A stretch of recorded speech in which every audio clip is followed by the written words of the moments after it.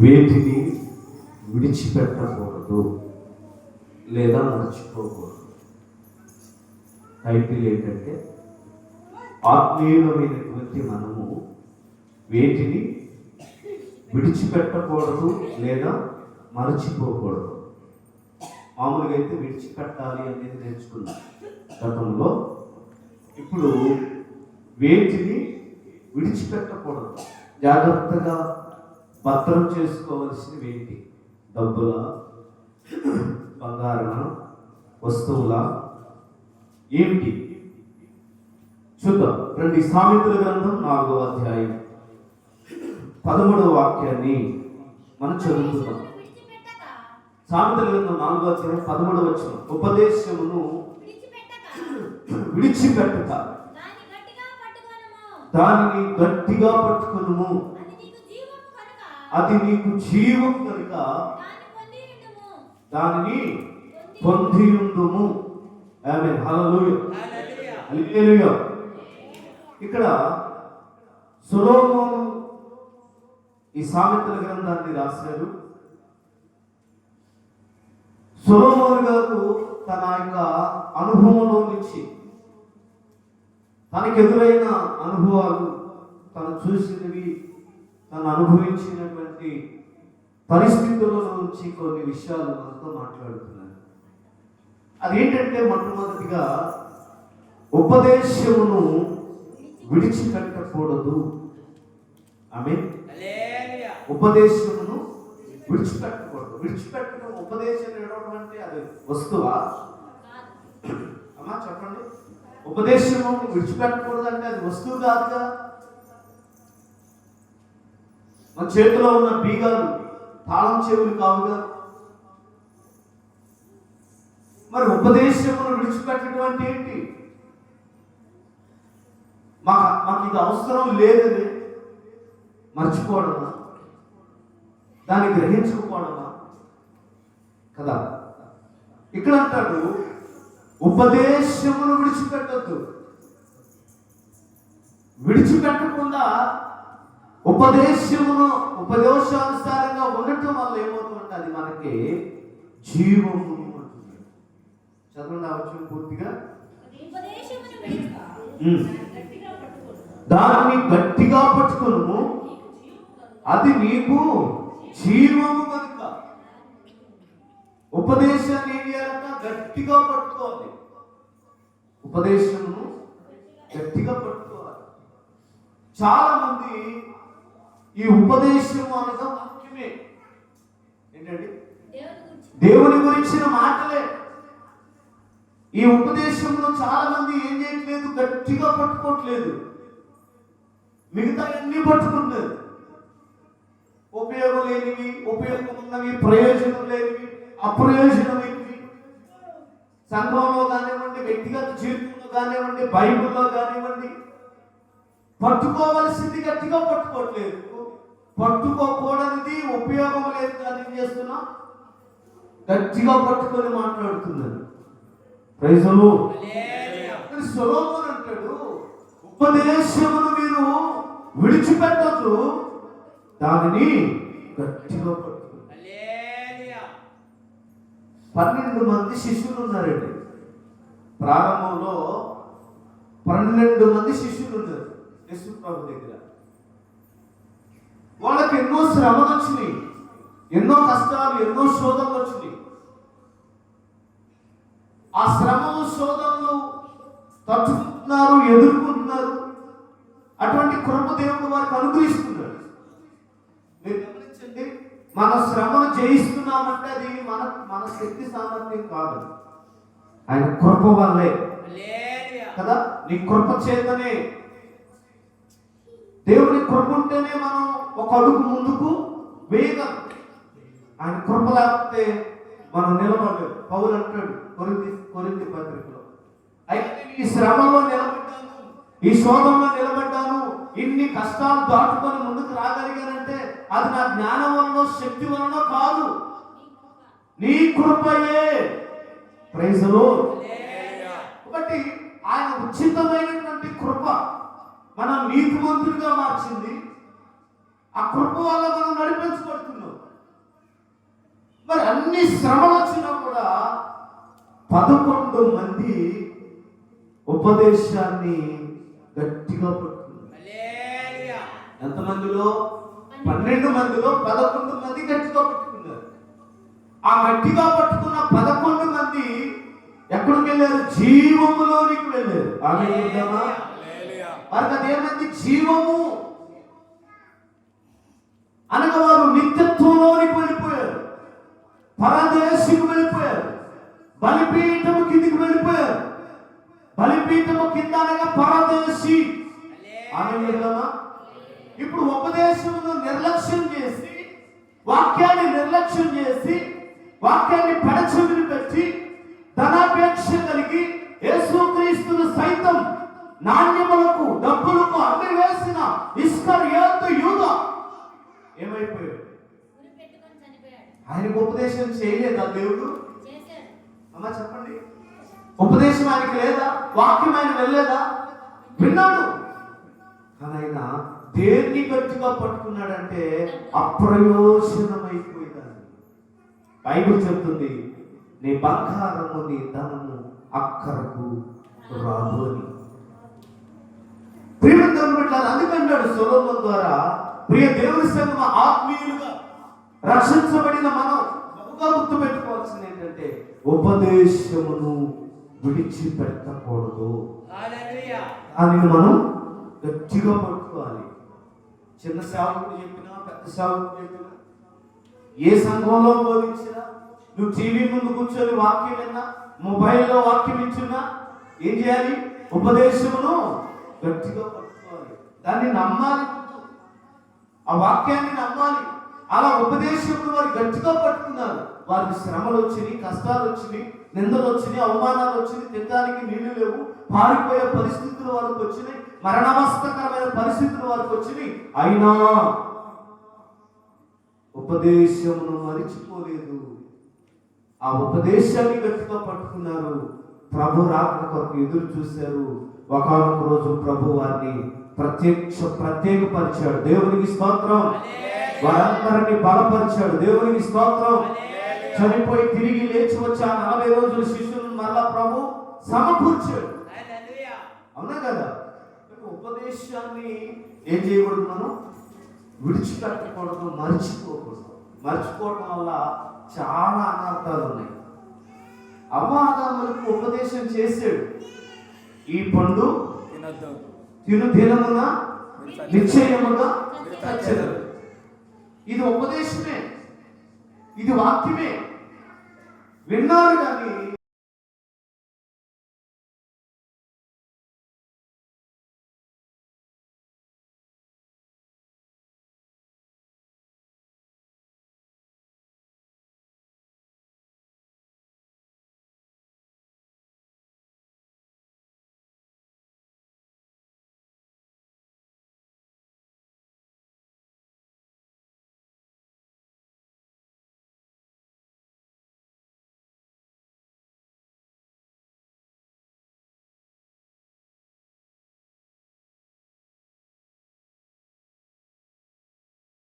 ఇదే వాక్యం చెబుతుంది. దేవునికి స్తోత్రం. వాక్యం గట్టిగా పట్టుకున్నారు వాళ్ళు. యోహాను చూసినప్పుడు అడుగుతూ ఉన్నాడు, ఎవరయ్యా ఈ తెల్లని వస్త్రాలు ధరించుకుని ఈ బలిపీఠం కింద ఉన్న వాళ్ళు ఎవరయ్యా అంటే, యోహాను అంటాడు, వీరు భూమి మీద మహాశ్రమలు అనుభవించి వచ్చిన వారు. మహాశ్రమలు గుర్తుపెట్టుకోండి. శ్రమ లేనిది ఆశీర్వాదం లేదు, శ్రమ లేనిదే కిరీటం లేదు, శ్రమ లేనిదే నిత్య జీవం లేదు, శ్రమ లేనిదే పరలోకం లేదు, శ్రమ లేనిదే దేవుని చెంతకి ఎవరు నడిపించబడిన చరిత్ర బైబిల్లో లేదు. ఆమేన్. ఎందుకు ఊరకనే పట్టుకున్నారు అనుకుంటున్నారా దేవుని? శద్రకు మెషకు అబేద్నెగోలు ఎందుకు వాక్యాన్ని చేత పట్టుకున్నారు? ప్రాణాలు పోతున్నా. దానియేలు ఎందుకు వాక్యాన్ని చేత పట్టుకున్నాడు? ప్రాణాలు పోతున్నా. ఎంతో మంది భక్తులు మరణావస్థలోకి వెళ్ళినా కూడా దేవుడే నాకు సహాయం చేస్తాడు, మా దేవుడే యెహోవా అని చెప్పి ఎందుకు నిలబడ్డారు? వాళ్ళు ఉపదేశమును వారు అంగీకరించారు, ఉపదేశాన్ని వారు చేత పట్టుకున్నారు. ఆ వాక్యమే శరీరధారిగా సత్కృపా సత్య సంపూర్ణుడిగా మన మధ్యలోకి దిగి వచ్చింది. చెప్పకూడదా? హల్లెలూయా. దేవుని స్తోత్రం. అంటే వాక్యాన్ని చెంపొట్టుకున్నవాడు నష్టపోయినట్టు చరిత్రలో ఎక్కడ లేదు. వాక్యమునందు విశ్వాసం వచ్చిన వాడు పడిపోయినట్టుగా చరిత్రలో ఎక్కడ లేదు. అటు వాక్యాన్ని గట్టిగా పట్టుకున్న వారు ఉన్నతమైన స్థానంలో ఉన్నారు, పరదేశిలో ఉన్నారు, ప్రభు మెచ్చుకునే దాసురాలుగా బైబిల్ చరిత్రలో మనం చూస్తున్నాం. కాబట్టి వాక్యాన్ని మనం ఏం చేయాలి? గట్టిగా పట్టుకున్నాం. బైబిల్ గట్టిగా పట్టుకోవటం కాదు, వాక్యాన్ని గట్టిగా పట్టుకోవాలి. విన్న వాక్యాన్ని అపవాది ఎత్తుకుపోకుండా జాగ్రత్తగా చేసుకోవాలి. ఆమేన్. రెండవదిగా మత్తయి సువార్త 23వ అధ్యాయం 23వ వచనం. అయ్యో వేషధారులైన శాస్త్రులారా, పరిసయ్యులారా, మీ పుదీనాలోను సోపులోను జీలకర్రలోను 10వ వంతు చెల్లించి ధర్మశాస్త్రంలో ప్రధానమైన విషయములను అనగా న్యాయమును కనికరమును విశ్వాసమును విడిచిపెట్టితిరి. వాటిని మానక వీటిని చేయవలసి. ఆమె చెప్తామా? వీళ్ళంట పుదీనాలోను సోంపులోను జీలకర్రలోను దేవునికి ఇవ్వాల్సింది ఇస్తూనే ఉన్నారు. కానీ ఏది మర్చిపోయారు? ప్రధానమైనది విశ్వాసము. అక్కడ ఎన్నుండి ప్రధానమైనవి? ఒకటి విశ్వాసము, కనికరమును, న్యాయమును విడిచిపెట్టారు. హల్లెలూయా చెప్తున్నా. దేవుని యొక్క చట్టం ఏం చెప్తుందంటే, నువ్వు పుదీనాలో అంటే పుదీనా అంటే ఆ కాలంలో పండే పంటలే. జీలకర్ర సోపు ఆ కాలంలో విరివిగా సమృద్ధిగా పండించేవారు. ఇప్పుడంటే మనకి రైస్ వచ్చినాయి, మొక్కజొన్న వచ్చినాయి, చెరుకు వచ్చింది, రకరకాల పంటలు వచ్చినాయి. ఆ పంటలో మనం దేవునికి దశభాగం తీసుకొచ్చి ఇస్తూ ఉన్నాం. చాలా మంది ఎలా ఉన్నారంటే, నేను నెలలో దశభాగం ఇస్తున్నానని చెప్పి సరిపెట్టుకుంటూ దానిని బట్టి దేవుడు మమ్మల్ని కనికరిస్తాడు, దాన్ని బట్టి దేవుడు మమ్మల్ని పరలోకం తీసుకెళ్తాడు అనుకున్నారు కదా. కానీ అదొక్కటే కాదట, అదొక్కటే కాదు. మనం విడిచిపెట్టకూడదు ఏంటి? విశ్వాసమును విడిచిపెట్టారు, ప్రేమను విడిచిపెట్టారు, కనికరమును విడిచిపెట్టారు. కానీ మిగతా అన్ని చేస్తున్నారు. వెరీ గుడ్, మీరు ఇది చేస్తున్నారు, మీకు నిత్య జీవం, నూరంతర ఫలమనట్ల ప్రభు. వాటిని మానక, ప్రైజ్ లార్డ్, వాటిని మానేయమని కాదు, అవి చేస్తూనే వాటితో పాటు ఏం చేయమన్నాడు? విశ్వాసమును విడిచిపెట్టద్దు. దేవునికి స్తోత్రం. విడిచిపెట్టకూడదు. ఒక అంశం నెరవేరాలని మనం ప్రార్థన చేస్తాం. కొన్ని రోజులు డిలే అయిపోయింది, లేట్ అయిపోయింది, ఏం చేస్తాం? దాని మీద మనకు ఉండదు. ఇప్పుడు చెప్తారు కొంతమంది, జరగలే, వదిలేయండి, చాలా సీనియర్ దీనికి జబ్బుకి అన్నట్టు చెప్తారు. అప్పుడు ఏమవుతుందంటే మనం సహజంగా ఇంకా దాని గురించి మనం పట్టించుకోము. వీళ్ళన్నీ ప్రజలు మెచ్చుకునేవి, జనాలు మెచ్చుకునేవి, ప్రజలు చూసిన పనులు చేస్తున్నారు.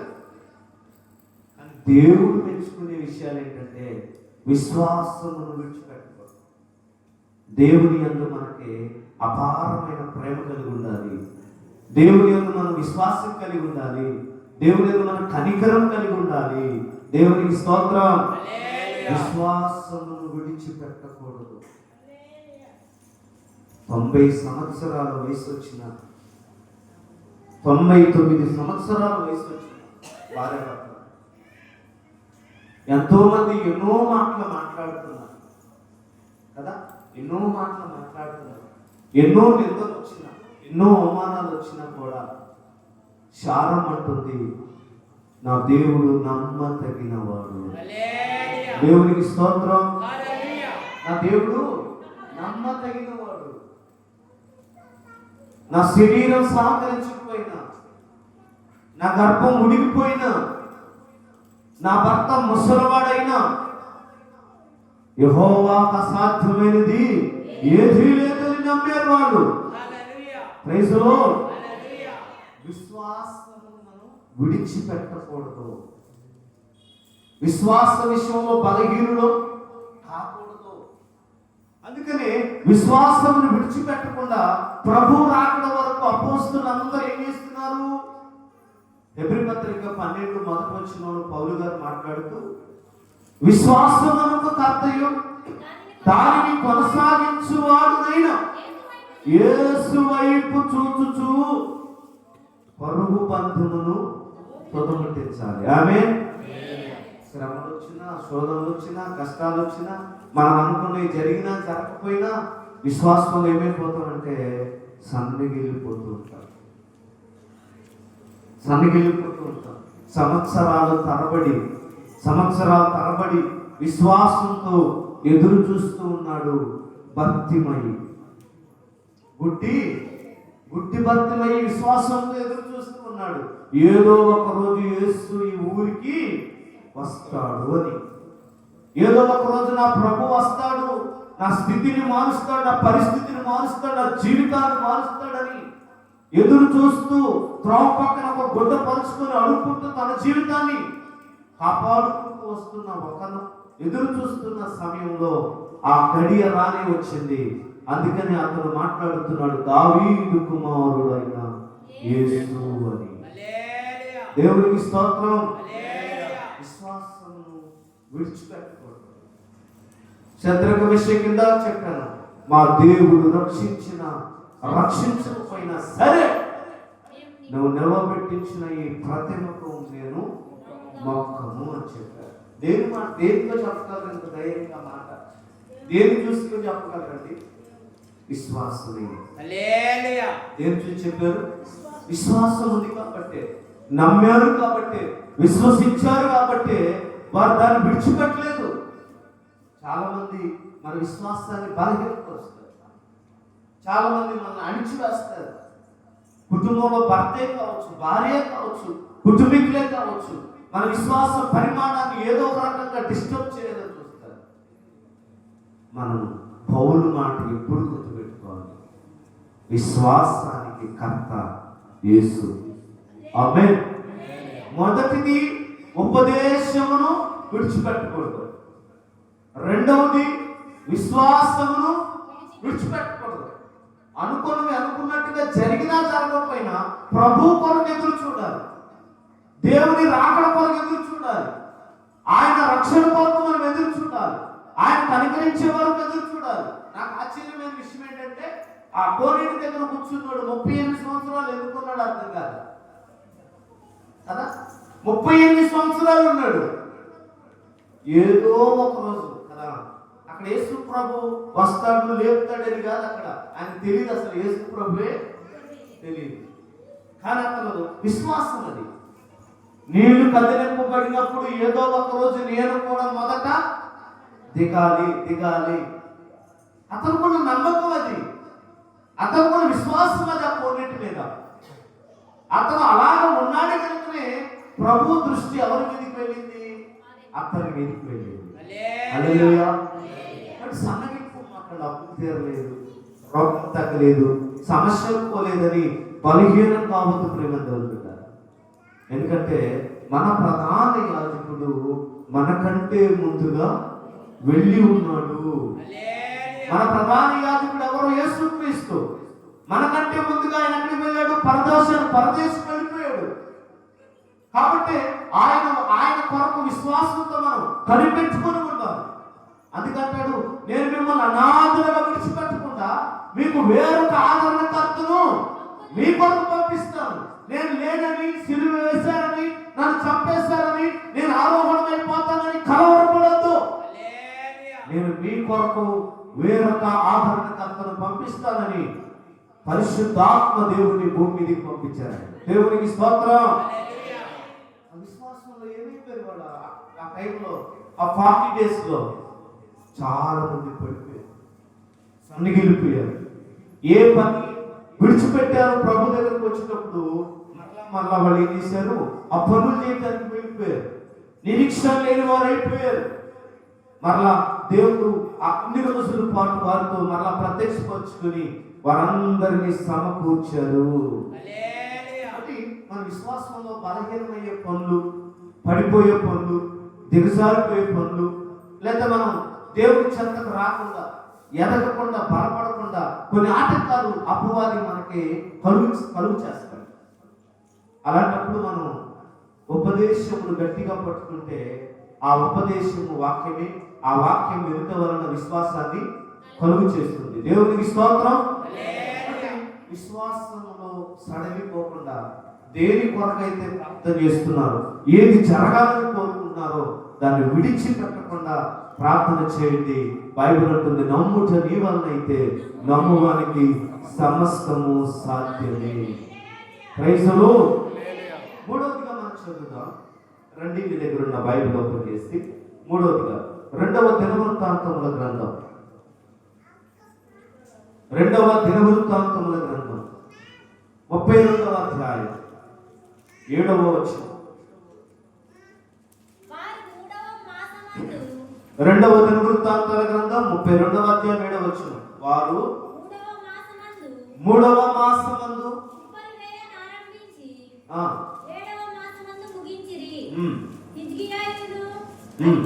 వచ్చి ఆ కుప్పలను చూచి యెహోవాను స్తుతించి ఆయన జనులైన ఇశ్రాయేలీయులను దీవించిరి. హిజ్కియా ఆ కుప్పలను గూర్చి యాజకులను, లేవీయులను ఆలోచన అడిగినందుకు సాదోకు సంతతి వాడును ప్రధాన యాజకుడునగు అజర్యా యెహోవా మందిరంలోనికి జనులు కానుకలను తెచ్చుట మొదలుపెట్టినప్పటి నుండి మేము సమృద్ధిగా భోజనము చేసినను చాలా మిగులుతూ ఉన్నది. యెహోవా తన జనులను ఆశీర్వదించినందున ఇంత గొప్ప రాశి మిగిలినదని రాజుతోననగా. దేవునికి స్తోత్రం. అక్కడ మనం 5-6 వచనాల్లో కూడా చదివితే ధైర్యమును విడిచిపెట్టకూడదు అంటాడు. ఏంటి, ఎలా ఉండాలంట? ధైర్యముగా ఉండాలి. కరువు ఉన్నా, శ్రమ ఉన్నా, శోధనలున్నా, కష్టాల్లో ఉన్నా, శ్రమల్లో ఉన్నా, బలహీనతలో ఉన్నా ఏం కలిగి ఉండాలి? ధైర్యమును కూడా విడిచిపెట్టకూడదు. ధైర్యమును కూడా విడిచిపెట్టకూడదు. ధైర్యమును విడిచిపెట్టకూడదు అంటే అర్థం ఏంటి? ఇప్పుడు మనతో ఒక 4 ఉన్నారనుకో, వాళ్ళు మొదట్లో మనతో పాటు బాగానే వస్తూ ధైర్యంగా ఉంటారు. రాను రాను పరిస్థితులను చూసి నేను ఎన్నికలు అవుతూ ఉంటారు. అప్పుడు ఏం చేస్తావు?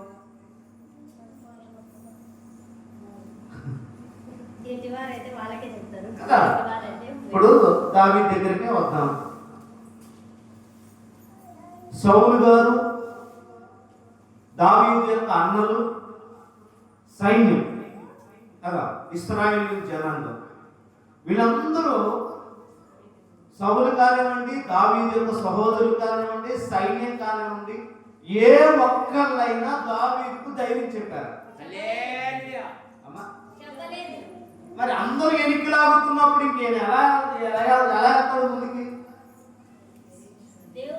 నేనైతే వెళ్ళలేదు కదా. ఎందుకంటే ఒక్కళ్ళు కూడా మనకి పాజిటివ్ గా సహకరించట్లేదు. నువ్వు చేయగలవు, నువ్వు గెలవగలవు, నువ్వు ప్రయత్నం చేయి, ఖచ్చితంగా దేవుడు నీకు సహాయం చేస్తాడని చెప్పిన వాళ్ళు ఒక్కరు కూడా లేరు. రాజు వద్దని, సహోదరులు వద్దని, సైన్యము వద్దని, జనాంగము వద్దని ఏ ఒక్కళ్ళ సపోర్ట్ లేదు దావీదుకి కదా. అందుకంటాడు, నా ధైర్యము నీవే, నా ఆశ్రయము నీవే, నా కొండ కోట నీవే. Praise the lord. దావీదుకు తెలుసు దేవుడు ఇచ్చే ధైర్యం ఎలాంటిదో. దావీదుకు తెలుసు దేవుడి యొక్క ప్రసన్నత ఏంటో. దావీదుకు తెలుసు దేవుడి యొక్క ఔన్నత్యం ఏంటో. దావీదుకు తెలుసు దేవుడి యొక్క కృప అంటే ఏంటో. అందుకే బైబిల్ ఉంటుంది, నేను ఎప్పుడు బలహీనుడను అప్పుడే బలవంతుడును. Praise the lord. పరిస్థితులను చూసి అధైర్యపడొద్దు, కలవరపడొద్దు. బైబిల్ అంటుంది, భయపడకుడి. 365 సార్లు రాయబడిన మాట బైబిల్లో. భయపడకుడి, ధైర్యమును విడవద్దంటుంది వాక్యం, అధైర్యపడొద్దంటుంది వాక్యం. శ్రమలను చూసి భయపడొద్దు, సైన్యాన్ని చూసి భయపడద్దు, ఎర్ర సముద్రాన్ని చూసి భయపడద్దు, యోర్దాను నదిని చూసి భయపడద్దు, సింహాల బోనును చూసి భయపడద్దు, ఎరుకో గోడను చూసి భయపడద్దు. ధైర్యము వహించుడి, మీ కార్యము సఫలమగును. దేవునికి స్తోత్రం. హల్లెలూయా. ఆ సైన్యము మిడతల దండు వలె ఉన్నారు. యెహోషాపాతు కాలంలో ప్రజలు ఆ సైన్యాన్ని చూసి, ఆ ప్రజలు చూసి ఏమైపోయారు? భయపడిపోతారు. ఆమేన్. 7 వారు 12 మంది వెళ్ళారు. 10 మంది ఏం చేశారు? భయపడుతూ ఏం సమాచారాన్ని తీసుకొచ్చారు? అయ్యో, దానిని మనం జయించలేము, అది మన వల్ల కాదు. ధైర్యాన్ని కోల్పోయారు. ఈరోజు నీ కుటుంబంలో, నీ వ్యక్తిగత జీవితంలో, నీ ఉద్యోగం, వ్యాపారంలో నువ్వు దేని మీద ఆధారపడి బ్రతుకుతున్నావో దానిలో కాస్త సీజన్ బట్టో, అన్ సీజన్ బట్టో, పరిస్థితులను బట్టో, ఒకవేళ నీకు సరైనటువంటి ఇన్కమ్ రాని పరిస్థితులు ఒకవేళ నీకుంటే అధైర్యపడవద్దు. నీ వ్యాపారాన్ని ప్రభు దీవించబోతున్నాడు, నీ ఉద్యోగాన్ని ప్రభు దీవించబోతున్నాడు, నీ చేతి పనులను ప్రభు దీవించబోతున్నాడు. నువ్వు దేని మీద ఆధారపడి బ్రతుకుతున్నావో దానిని ప్రభు దీవించబోతున్నాడు. ఆమేన్. హల్లెలూయా. అధైర్యపడద్దు, ధైర్యము కలిగి ఉండాలి. దేని మీద విడిచిపెట్టండి, కానీ ధైర్యమును మాత్రం విడిచిపెట్టద్దు. Praise lord. కాలేబుకు, యెహోషువకు ఏముంది? ఏ ధైర్యం చూసుకున్నారు వాళ్ళు? దైవ భయము వారికి తెలుసు. దేవుని బలమేంటో వాళ్ళకి తెలుసు. దేవుని బాహువేంటో తెలుసు. అందుకే మోషే అంటాడు 14వ అధ్యాయంలో, మోషే, నా బాహుబలం ఏమైనా తక్కువైందా? భయపడకుండా సాగిపో. అవునా కదా? భయపడకుండా సాగిపో. ఇక మొరపెట్టింది చాలు, ప్రార్థన చేసింది చాలు, అడుగులు ముందుకై విశ్వాసంతో, ధైర్యంతో అడుగులు ముందుకు వేయగా అప్పటి వరకు ఉర్రూరు తొలుగుతూ వస్తున్న అలలు, అప్పటి వరకు పొంగి పొర్లుతున్న సముద్రం ఒక్కసారిగా 2 పాయలైపోయింది. చప్పట్లు దేవుని స్తుతిద్దాం. హల్లెలూయా. ఎందుకు? ధైర్యంగా ఉండాలి. ఆమేన్. ఆమేన్ చెప్పండి. ఈ మధ్య ఎవరో పెట్టారండి ఒక ఆయన, పురుగుకి ఎలుకంటే భయం అంట, ఎలుకకు పిల్లంటే భయం, పిల్లికి కుక్క అంటే భయం, కుక్కకి సింహం అంటే భయం, స్త్రీకి పురుషుడికి స్త్రీ అంటే భయం, స్త్రీకి బొద్దింక అంటే భయం. అర్థమైందా? స్త్రీకి ఏది భయం? స్త్రీ భర్త కూడా భయపడదట. అది ఎవరో చెప్పారండి, మళ్ళా నన్ను తిట్టుకోమని. ఏది చూసి భయపడుతుంది స్త్రీ? ఇంట్లో ఉన్న స్త్రీ ఇంతలా ఉన్న మనిషిని కూడా అమ్మగారు గజగజలాడించింది ఒక్కోసారి నన్ను. అలా చెల్లి ఉంది పక్కన, ఇప్పుడు కొంచెం బాగానే ఉన్నారు ఈ మధ్య. ఒక నెల నుంచి గట్టిగానే ఉండే. ఎందుకు? ఒక పక్క మరిది, ఒక పక్క చెల్లెలు, అంత వాళ్ళ రాజ్యం నడుతుంది ఇంట్లో. మనదేం లేదు, ఊరికి అట్లా వస్తున్నాం పోతున్నాం అంతే. హల్లెలూయా. ఇంతలా ఉన్న నన్ను భయపెట్టింది కానీ బొద్దింకని చూస్తే ఏమండి, ఒక కప్పని చూస్తే ఏమండి అంటే, ఎరకని చూస్తే ఏమండి అంటే, దేనికి భయపడుతుందమ్మా స్త్రీ? అలాగా కొన్ని బలహీనతలు ఉంటాయి. ఆమేన్. హల్లెలూయా. కానీ ఇక్కడ అంటాడు, ధైర్యమును విడిచిపెట్టద్దు, ధైర్యమును విడిచిపెట్టద్దు. ఎంతో మంది నేను డిస్కరేజ్ చేస్తారు, ఎంతో మంది ఎన్నికలు ఆపుతారు, నీ వల్ల కాదు అంటారు, నీతో కాదు, నీ చేత కాదు అంటారు. అయినా సరే దేవుని వైపు నువ్వు చూడగలిగితే నీ ధైర్యానికి దేవుడు చేయూతనిస్తాడు. అన్నలు ఎన్నిక లాగారు, సైన్యం ఎన్నిక లాగింది, రాజు ఎన్నిక లాగాడు. అయినప్పటికీ రాజా, నా దేవుని బాహువేంటో నాకు తెలుసు, నా దేవుడు ఎంత గొప్పవాడో నాకు తెలుసు.